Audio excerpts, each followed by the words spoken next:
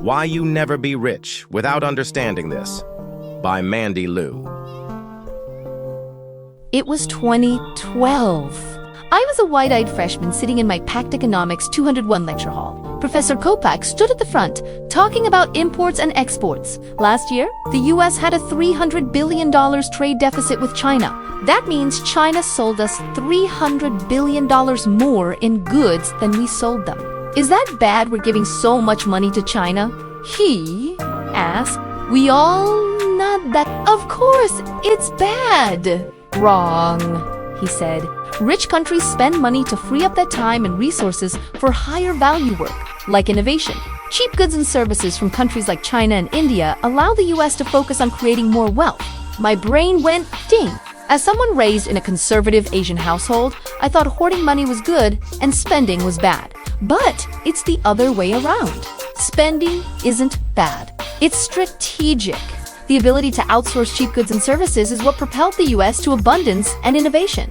While workers in other countries make unicorn floaties for kids' pool parties, American workers spend their time in NVIDIA labs designing GPUs that power thousands of AI model trainings. Back in 2012, I thought I understood this economics lesson. It took me 12 years to truly grasp how profound it is. In 2024, I quit corporate, become a solo entrepreneur. After going through 2 tech layoffs, I've had enough. At the time, I had no clue what I wanted to do, so I started writing online. Medium, LinkedIn.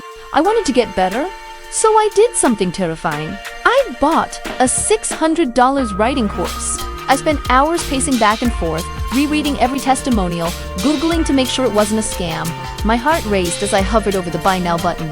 But I took the leap, and something magical happened. In just 2 months, I gained 2,000 Substack readers. I doubled my LinkedIn following. People started reaching out, asking for coaching. That $600 taught me a critical lesson.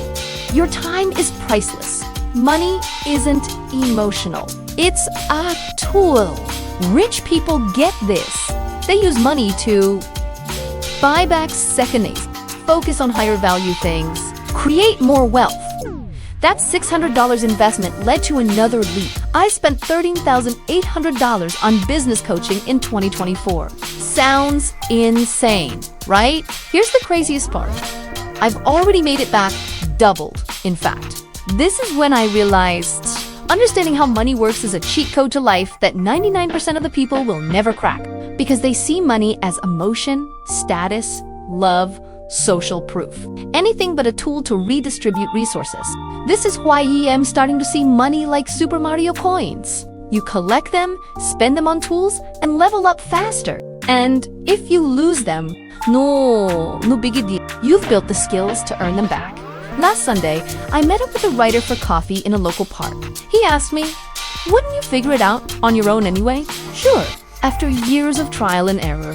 But why take 3 years to make $100,000 when you can do it in 12 months and grow 10x faster?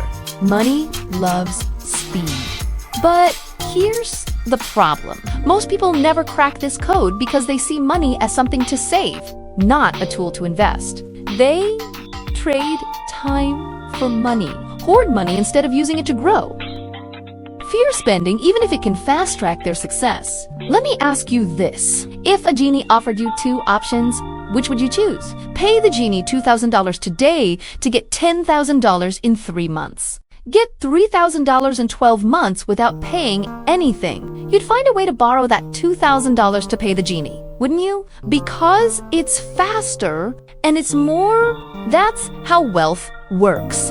I'm by no means rich compared to a lot of people. In fact, I'm only making half of what I used to make as a lead data scientist. But I've never felt richer in my life in 2025 because I've learned the lesson. Money is not freedom. Money is just a tool to create freedom.